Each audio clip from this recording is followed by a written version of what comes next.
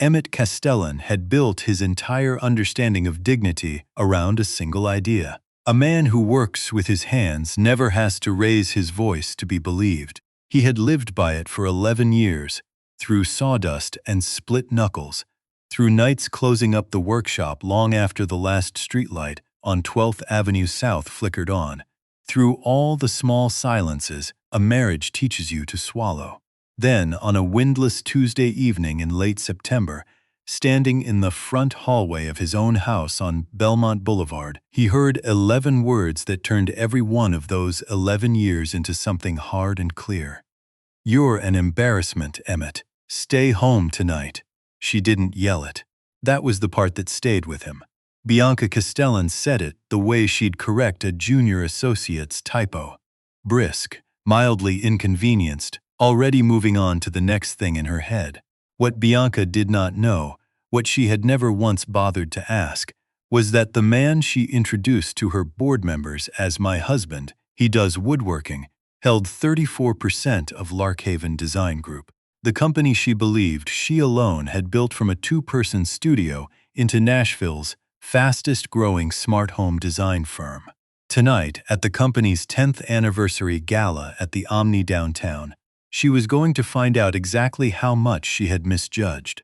Before any of that, though, you should understand who Emmett actually was, because the story only makes sense once you do. The first thing people noticed about him wasn't his height, though he had plenty of that too.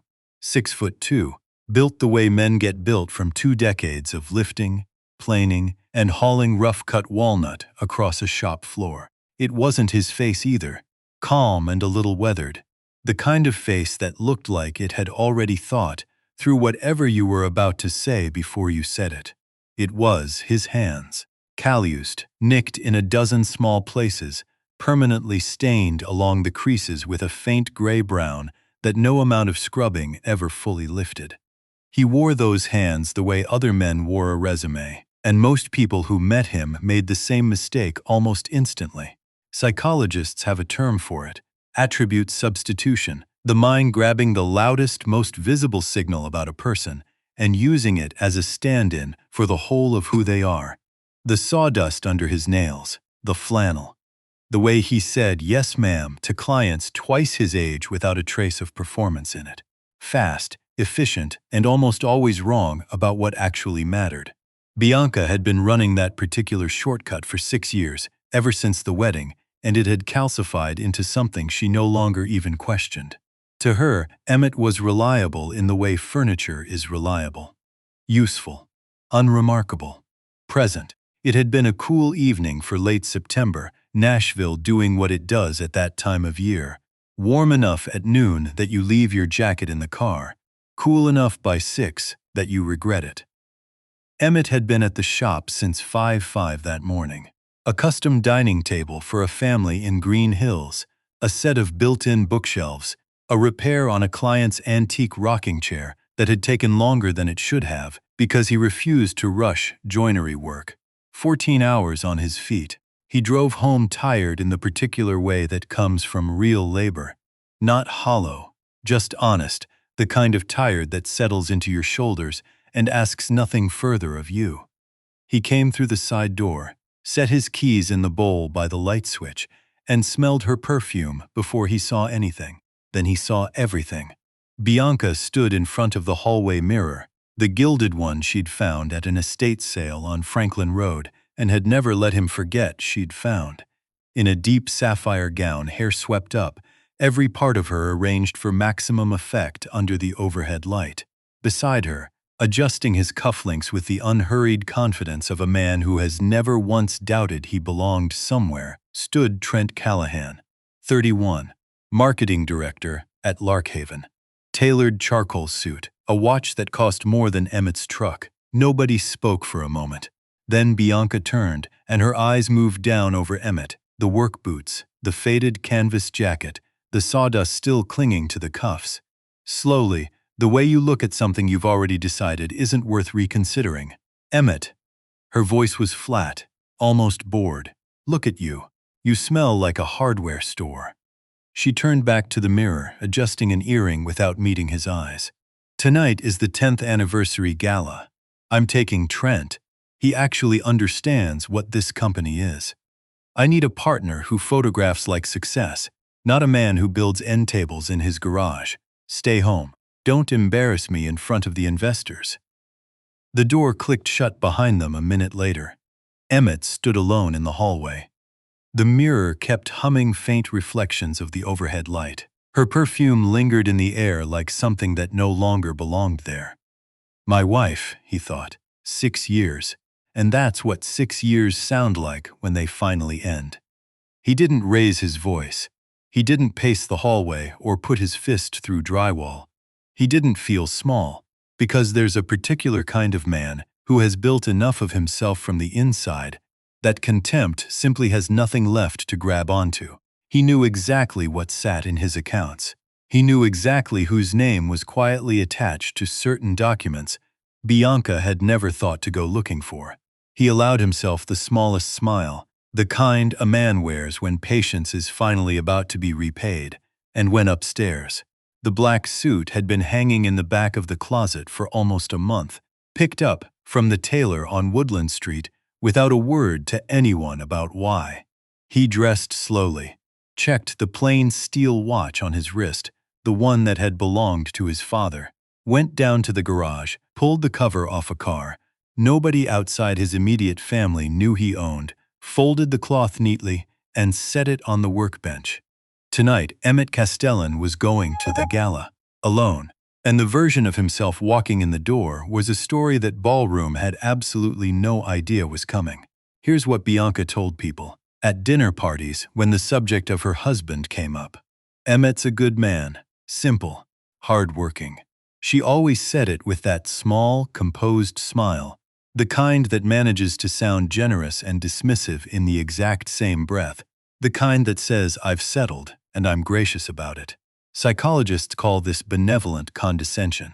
You don't tear a person down outright. You praise them just carefully enough to keep them small inside the story you've written for them. He's so dependable, isn't it sweet, that little workshop of his? The compliment becomes the cage. She wasn't wrong that he worked hard. She was spectacularly wrong about everything else. Emmett had been 24 the first time he walked into the cramped 2-room office on Charlotte Avenue, where Larkhaven Design Group operated out of, back when it was barely more than a business plan and a rented storage unit full of fabric samples. He hadn't walked in as an investor. Not that day.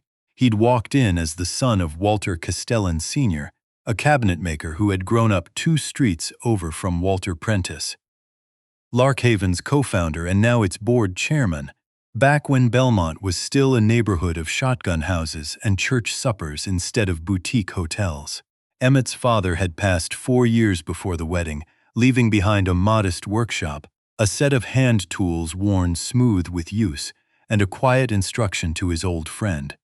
"Look after my boy, let him be part of what we're building." What his father had actually built, without ever telling anyone, was a slow and anonymous financial stake in Larkhaven, structured originally as a private loan, converting over the years into equity as the company grew. Walter Prentice had honored that arrangement with the seriousness of a man who understands that a promise outlives the person who made it, and Emmett, once his father was gone, had kept adding to it, every year quietly, redirecting profit from Castellan Woodworks, grown by then from a one-man garage operation into a respected commercial furniture business, into additional Larkhaven shares. No announcements, no ceremony. By the time Bianca was promoted to CEO, her husband already owned 22% of the company she believed, completely and sincerely, that she had built with her own 2 hands. To be fair to her, her talent was real. Larkhaven's design language, its client relationships, its reputation, that was genuinely hers.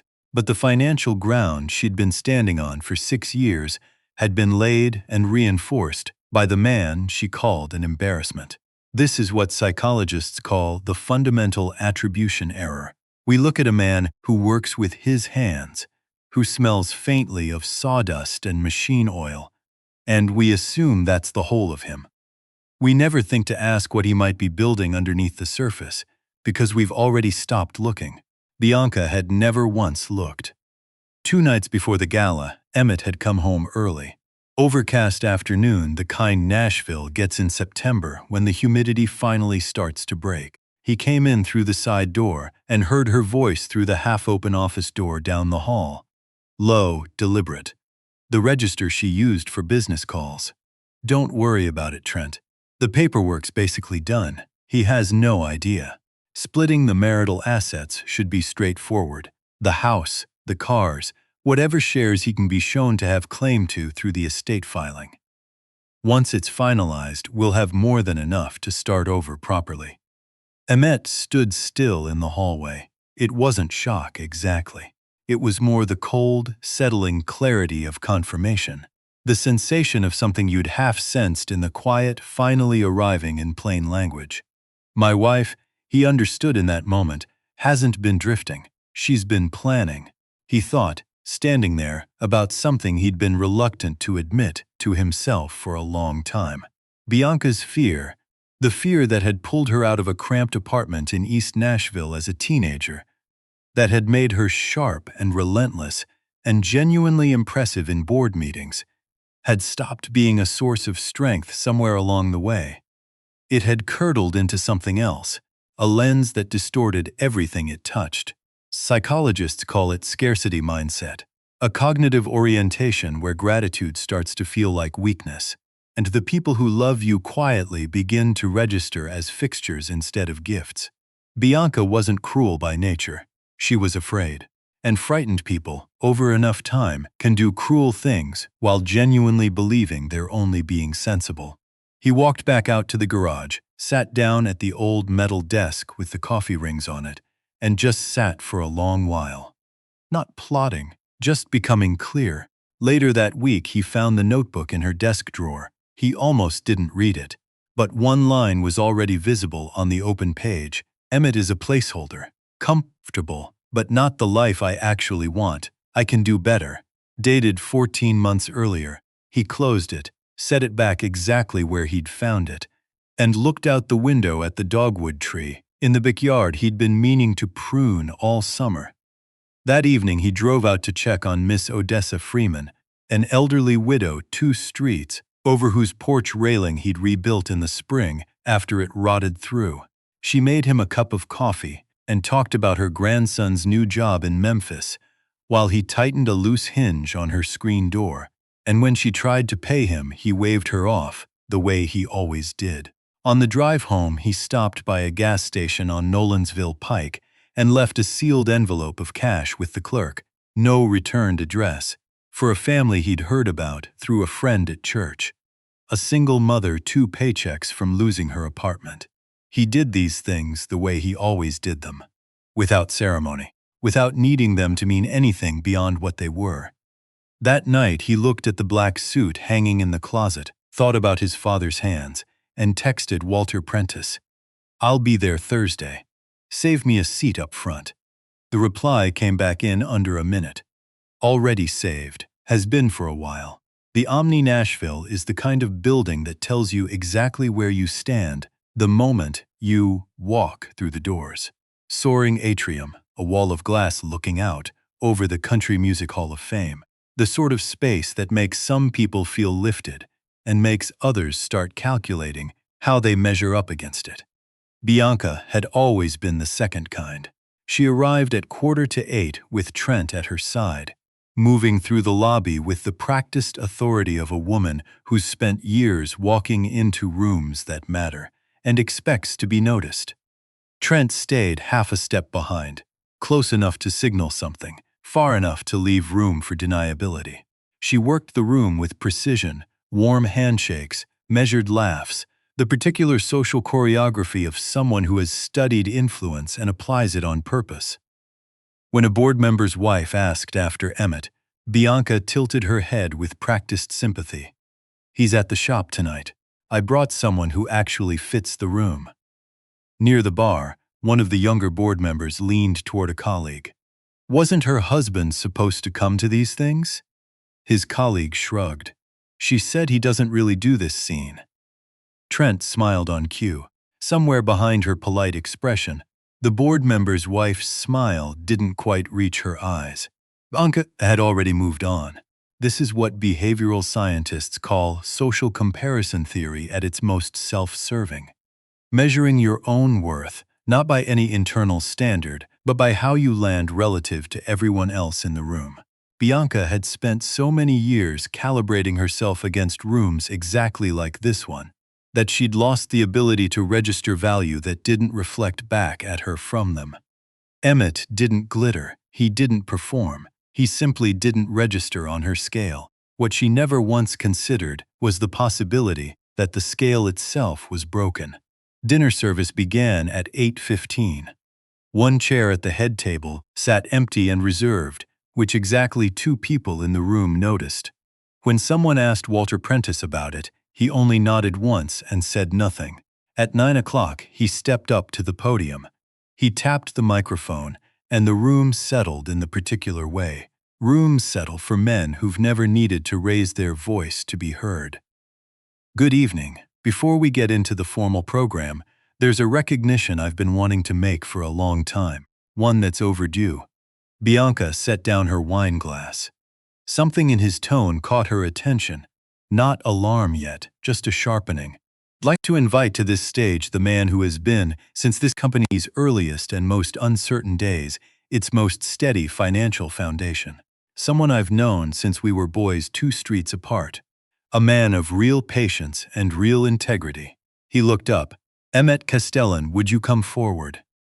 The silence lasted a full 3 seconds. Then heads turned, and from the back of the ballroom, moving through the parted crowd with the unhurried calm of a man who has nowhere to rush to, came a tall figure in a black suit. Bianca's hand went still on the stem of her glass. Trent leaned toward her. Is that? Don't, she said flatly. Emmett reached the stage. He and Walter shook hands. The grip of 2 men who genuinely trust each other, which is rarer than most people think. Emmett stepped up to the microphone, let the silence sit for a moment, not for effect, just because he wasn't in any hurry, and looked out at the room. My name's Emmett Castellan. I run Castellan Woodworks over on 12th South. Most days I've got sawdust in my hair and a callus where most men have a manicure. I mention that not as an apology, just as context. A ripple of warm laughter, the kind that comes from recognition. 7 years ago, through my relationship with Walter Prentice, I started providing financial support to Larkhaven Design Group back when this company had a lot more vision than operating capital. What started as a private loan converted over time into equity. I've put close to $11 million into this company over those 7 years. The murmuring deepened. I didn't do it for credit. I did it because I believed in what this company could become. He looked directly, briefly, at Bianca's table. I'm telling you all this tonight because certain recent events have made continuing to stay quiet about it inappropriate. As of this week, I've acquired an additional 14% of Larkhaven shares. That brings my total to 34%, which makes me the largest individual shareholder in this company. The room didn't erupt. It went still, and in that stillness, almost against their will, every head in the room turned toward Bianca. She didn't move. The wine glass stayed exactly where it was in her hand, gripped so precisely the stem might have fused to her fingers. What was happening to her in that moment has a name in psychology. Cognitive dissonance collapse. The instant when the story a person has been maintaining about their own life becomes so violently incompatible with the facts in front of them that the mind can't hold on to both anymore. For 6 years her story had been I built this, he was background. That story had just been demolished, quietly and completely, in front of 200 and some guests. I'm also announcing tonight, Emmett continued, the launch of the Castellan Trade Fund, scholarships and apprenticeships for young people in East Nashville interested in the building trades. Woodworking, welding, electrical, HVAC. My father grew up 2 miles from here with almost nothing, and he believed that whatever you build should outlast you. He stepped back from the microphone. The applause started slowly and built, the kind that comes from genuine reaction and not social reflex. Several people were on their feet before they seemed to have decided to stand. Walter was smiling the smile of a man who's been patient a very long time and just watched that patience pay off in public. At her table, Bianca sat perfectly still while the world she'd constructed rearranged itself around the truth. Trent leaned close, his voice stripped of its usual polish. "Bianca, did you know about any of this?" She said nothing, because there was nothing left to say. Emmett walked to the head table, to the reserved seat beside Walter where he'd apparently always belonged, and sat down.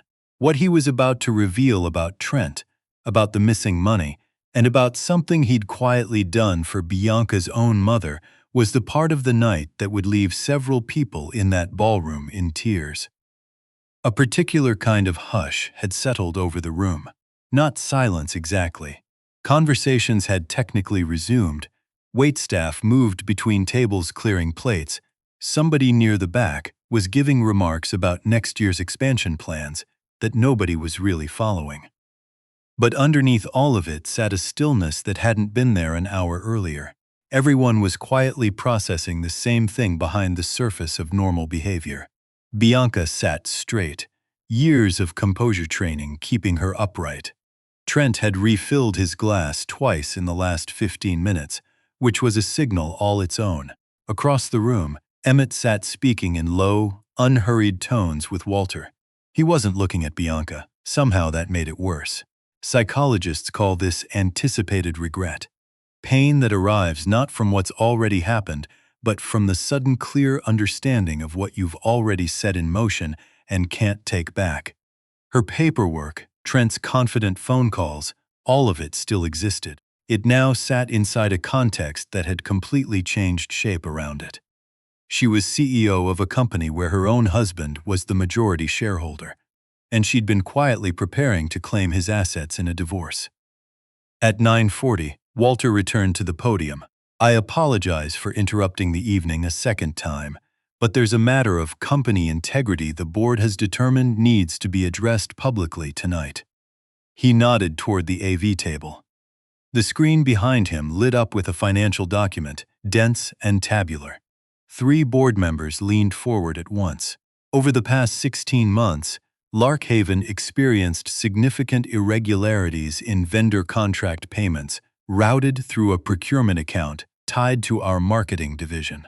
A forensic audit completed 2 weeks ago traced $2.1 million in fraudulent billing to the individual responsible for those vendor relationships.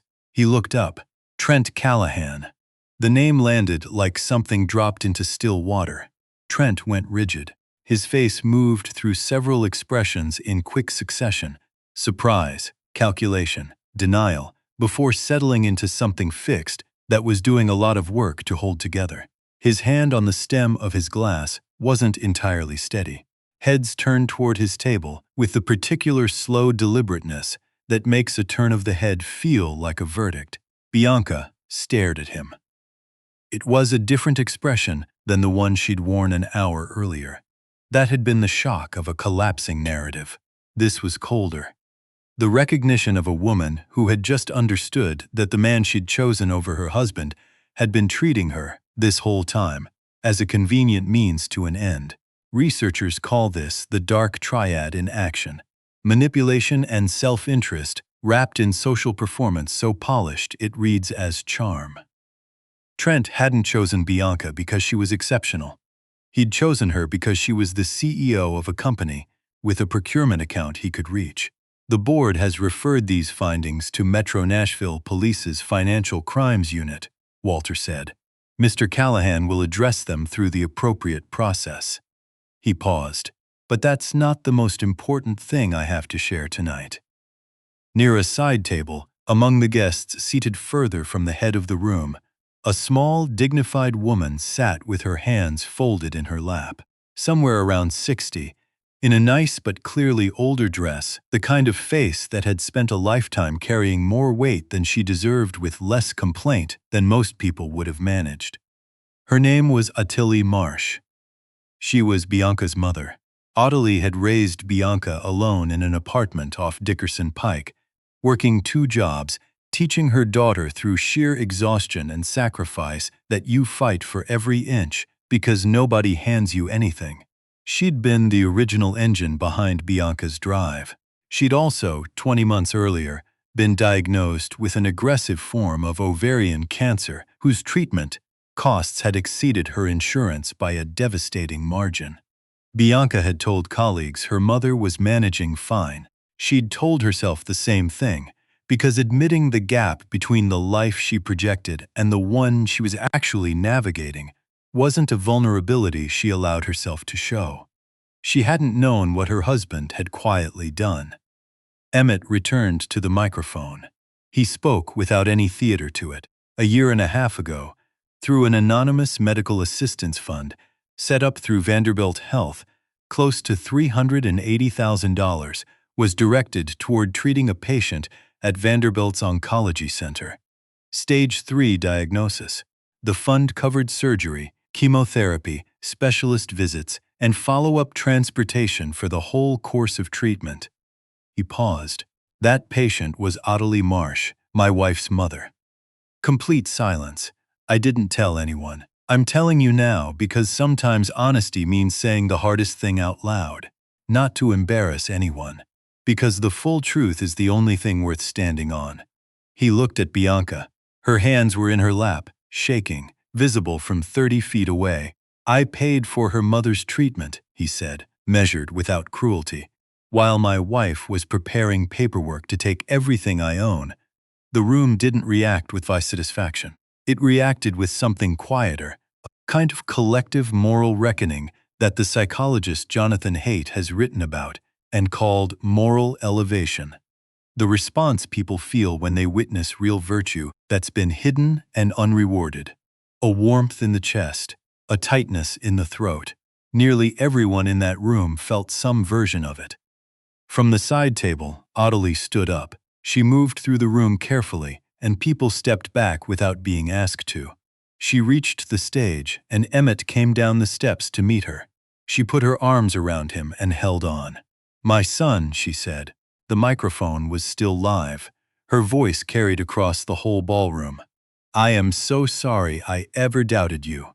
He held her without saying anything, which was exactly right. At a back table, a longtime board member known for never showing emotion in public was studying the centerpiece with unusual concentration. Bianca was crying, not the composed kind, both hands pressed to her face, shoulders moving. Beside her, Trent Callahan, now facing $2.1 million in fraud charges, had absolutely nothing left to offer. The upgrade. The man who actually fit the room. Publicly and thoroughly finished. Later, near the coat check, Trent tried to explain himself to a departing board member. "I was going to pay it back. I had a plan." The board member cut him off flatly. "You were leasing a Porsche and telling people you owned a condo on Music Row. What plan?" Trent had no answer. Emmett found Bianca near the lobby, composure rebuilt through sheer force of habit, her eyes hollow underneath it. She saw him coming and straightened out of old reflex. He stopped in front of her. Not angry, not forgiving, just clear. "You called me an embarrassment because I spent my time building something instead of performing it," he said quietly. "Look at what Trent spent his time building. There's a difference. And tonight, everyone in that room saw exactly what it is." He collected his coat and walked out into the September night. Consequences rarely arrive all at once. More often they come the way winter arrives in Tennessee. Gradual, gray, a slow drop in temperature you don't fully register until you notice you haven't felt warm in a while. The months after the Gala were like that. Trent was terminated the next morning by formal letter delivered to the condo on Music Row he'd been introducing as his own for the better part of a year. His attorney advised full cooperation with the fraud investigation, which he provided in the nervous, over-explaining manner of a man hoping transparency might shrink a number that turned out to be a lot harder to shrink than he'd expected. By early winter, he was facing state fraud charges and living in a one-bedroom off Murfreesboro Pike. The performance, it turned out, had been the entire substance, nothing underneath. Researchers described this as the gap between constructed identity and earned identity. A constructed identity is assembled entirely out of external signals: the car, the suit, the vocabulary of success. It photographs beautifully. It has no load-bearing structure. Take the signals away and the whole thing collapses, because there was never anything underneath holding its shape. Trent had been living entirely inside a construction, and Bianca, whose own sense of self had been built on the scaffolding of status and the constant fear of ever being poor again, had looked at that construction and mistaken it for something real. Fear makes that mistake easy.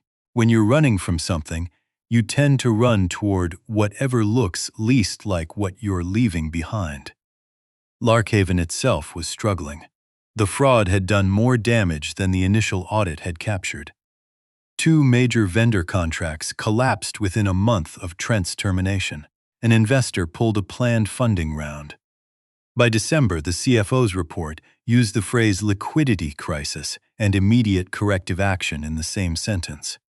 Bianca read it 3 times the morning it landed in her inbox. The fraud hadn't been her doing, but it had happened inside the company under a person she'd personally elevated, and boards of directors are generally not interested in that distinction. She knew exactly what the company needed. She knew exactly who had it. The divorce had been filed in October. Emmett hadn't contested the house or fought over the cars. He'd moved without ceremony into a small craftsman bungalow off Riverside Drive in East Nashville. Wide front porch, old oaks, neighbors who waved. It suited him considerably better than the house on Belmont Boulevard ever had. The emergency board meeting happened in early January, 11 people around the table. One item on the agenda: immediate capital intervention. Emmett arrived alone, same black suit, same quiet manner. He set a proposal on the table, structured, specific, covering the shortfall, and giving the company clear runway to restructure. Enough to save Larkhaven. Enough to protect the roughly 300 people who worked there and had been entirely peripheral to the decisions that had brought the company to this point. One condition. Bianca read it in the second paragraph and understood it before she'd finished the sentence. As a condition of this funding, the current CEO will voluntarily resign, effective immediately, to be announced at a full company meeting. Not quietly. Not through a press release. In front of everyone. This distinction matters, and it's worth sitting with for a second. There's a real difference between punishment and consequence. Punishment is personal. It satisfies whoever is delivering it.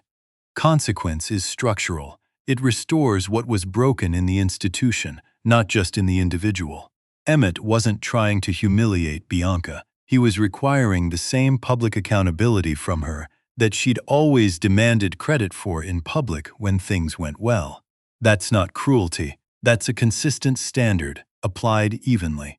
Around the table, 11 people studied their documents with careful neutrality, waiting for the only outcome available. Bianca picked up the pen. She signed.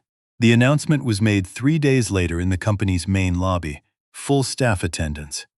Emmett sat in the back row. Bianca stood at the front in a plain gray suit, no gown, no armor, and read her prepared statement in a steady voice that cost her something visible to hold on to. When she finished, the room offered a moment of silence, and then the complicated kind of applause people give when they've watched someone do something that required real, compelled courage. Emmett didn't clap. He sat with his hands folded and watched her with the expression of a man who takes no pleasure in someone else's fall, even a fully deserved one. Psychologists call this equanimity. Neither vindictive nor passive, just clear and composed. It's one of the harder emotional states to sustain. Most people, when they've been wronged, want either revenge or reconciliation. Equanimity asks for neither. It only asks that things be allowed to be what they are. Emmett had been practicing that most of his adult life. In the weeks that followed, Nashville's business circles quietly recalibrated. Certain invitations stopped arriving. Certain conversations changed temperature the moment Bianca walked into a room. The network she'd spent 15 years cultivating turned out to have been attached mostly to her title, Not to her, a discovery most people who blur the two eventually make, though rarely all at once. One afternoon in February, she drove out to 12th South and sat in her car outside the workshop for a long time before finally getting out. Inside, Emmett was crouched beside a teenager from the neighborhood, whose mother had mentioned, carefully, that money was tight, showing him how a mortise and tenon joint fit together, letting him hold the chisel himself. Bianca stepped onto the concrete floor, her heels, the clean smell of cut wood around her. Emmett looked up. She didn't make a speech. She lowered herself down onto the oil-stained concrete, her coat touching the floor without her reaching to adjust it, and said his name, and told him she was sorry, and meant it the way you can only mean something once every other version of the story has been exhausted. Emmett stood slowly, wiped his hands with the patient, unhurried motion of a man who never rushes anything, and looked at her for a long moment. "You told me I wasn't good enough to stand in the same room as your future," he said quietly. No anger in it. "Look at where we're both standing now." She had no answer. There wasn't one. He handed her a clean rag, not as forgiveness, just as a practical gesture from a man who's kind even when he has no obligation left to be, then turned back to the boy and the half-finished joint and picked the lesson back up where he'd left it. A year later, September had circled back around to Nashville the way it always does. Unhurried, warm at the edges, the sycamores along 12th Avenue going gold at the tips. Emmett stood in the open bay of Castellan Woodworks, same as ever, sawdust on his forearms, a calm in his eyes that hadn't been there 12 months before. Not the calm of a man who'd won something, the calm of a man who'd found something. There's a difference, and it shows. He was working through a joinery lesson with a 16-year-old named Malik, sharp and impatient in the specific way of smart kids who haven't yet learned that patience is its own kind of intelligence. Malik reminded him of someone, though he wasn't entirely sure who. "You're not just cutting the joint," Emmett told him. "You're listening to what the wood's telling you it can hold. That skill doesn't stay in this shop. You'll use it everywhere." Malik looked unconvinced. "That sounds like something off a motivational poster."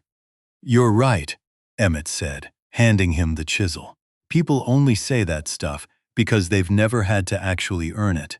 Malik thought about it. Okay, that was better. The Castellan Trade Academy had opened that spring, 3 doors down from the original shop, in a building Emmett had bought and renovated over the winter.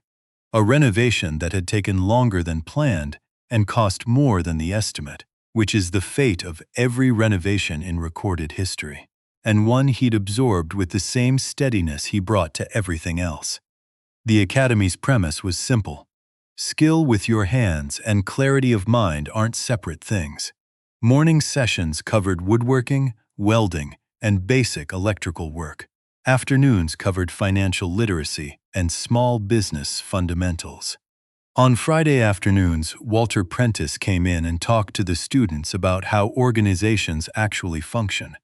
Not the textbook version, the real one, with all its human friction still intact. He was, without question, the students' favorite instructor, a fact he found both gratifying and mildly suspicious.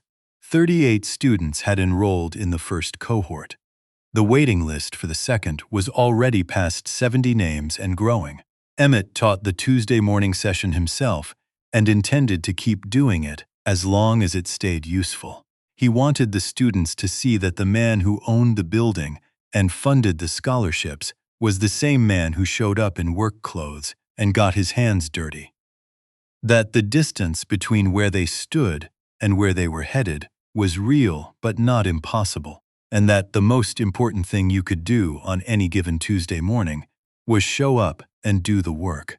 Researchers who study post-traumatic growth, the genuine, well-documented phenomenon of people emerging from real adversity with more resilience and clarity than they had before, consistently point to a few conditions that make it possible. A solid pre-existing sense of self, a support network of people with real integrity, and the ability to make meaning out of what happened without minimizing it or turning it into a performance. Emmett had all three. His father's example, Walter, the shop, the academy, the students, the Tuesday mornings. And then, quietly and sideways, he had Naima. Naima Delacroix was a structural engineer at Vanderbilt, 34, precise in the way people are, who spend their lives thinking in systems, with a warmth that showed up in small, specific gestures rather than being broadcast generally. She'd heard about the trade academy through a colleague and stopped by one afternoon to see whether she could be useful as a curriculum volunteer. Emmett had been under a workbench when she arrived. He emerged squinting into the light, sawdust on his forearms, and she looked at him with the direct, evaluating gaze of an engineer. Not unkindly, just accurately, and said, "I read through your load-bearing section in the framing module.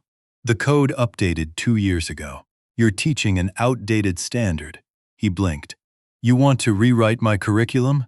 "I want it to be accurate," she said. "Those aren't the same request." He smiled, the real kind. "Come back Thursday." She came back Thursday, and the Thursday after that, and by November they'd gone through every piece of the curriculum together, and also through 3 dinners at a small Ethiopian place near Vanderbilt, where the booths were quiet, and the conversation ran longer than either of them had planned for. She never asked about the gala. She'd heard the outline of it, the way you hear things in a city like Nashville. But she never brought it up because it wasn't relevant to who Emmett was. It was relevant to what he'd been through. Those are different categories, and she understood the difference. What she saw instead was the man who showed up at the shop before his own staff every morning. The man who called Miss Odessa on the 1st of every month to check on her porch and never once treated it as anything other than the obvious thing to do. The man who, when she asked him what he was most proud of in his life, sat quietly for a moment and then said, "When one of my students comes back and tells me they opened their own shop, that's what I'm building toward." She set down her fork and looked at him. "You're a remarkable person. I hope you know that." "Not particularly," he said. "That," she said, "is exactly what I mean. Positive psychology research has documented this carefully. Authentic humility, not performed modesty, but the genuine absence of any need to be seen as remarkable, is one of the more reliable predictors of long-term well-being. People who don't require outside validation to feel settled inside themselves are measurably happier. Not because their circumstances are easier, because their sense of self doesn't depend on circumstances at all. Emmett had never needed to be seen as remarkable. He'd needed to build something real, take care of people honestly, and go home with clean hands, metaphorically, since the sawdust was more or less permanent. That had always been enough. Bianca was rebuilding, slowly and without much ease. Nashville's business community had recalibrated around her absence the way communities do. Certain doors had closed. Certain relationships had shown themselves to have been mostly transactional all along. The fear of poverty that had driven her whole adult life now sat in a quieter room inside her, still present, but no longer loud enough to drown everything else out. She'd started seeing a therapist near Music Row, something she'd resisted for years on the grounds that she didn't need it, which is a reason therapists hear more often than almost any other. She was learning, slowly and at real personal cost, the difference between ambition and survival instinct, between choosing what you want and running from what frightens you. Whether she'd fully get there was still an open question. But she was at least finally writing the story honestly. Ottilie called Emmett every Sunday. She called him son every time, and meant it a little more each week. He always picked up. He always had time. On a September afternoon, Emmett sat on the porch of the bungalow off Riverside Drive with Naima beside him, a cup of coffee going pleasantly cold on the railing, the maple in the front yard turning gold at the edges, the neighborhood easing quietly toward evening. It was ordinary, deeply, quietly ordinary. The kind of ordinary you only recognize as extraordinary once you've spent enough time without it. He thought about his father, about what it actually means to build something that lasts, not the object itself, but the intention behind it. The decision to put your hands to something real and keep showing up when it's hard and nobody's watching. That decision, made quietly and consistently over years, isn't dramatic. It doesn't make for a good headline. But in the end, it's the only kind of building that holds. He thought about Malik, who'd come in frustrated the week before and left calm. Because sometimes the most useful thing in the world is a problem you can actually put your hands on and solve. He thought about the 70 names on the waiting list. He thought about Naima beside him, scrolling something on her phone and occasionally making a small sound that meant she was about to say something worth hearing. He set his coffee down. He was, he realized, genuinely happy. Not the relieved kind, not the triumphant kind, the actual kind, quiet, solid, built from the ground up, the kind that doesn't require an audience to be real. There's something quiet and specific in a story like this. When someone you love looks straight at you and decides you're not enough, that moment will either hollow you out or make you clearer than you've ever been. What made the difference for Emmett wasn't willpower. It was the Tuesday mornings, the porch railing rebuilt for Miss Odessa, the envelope left at a gas station with no name on it.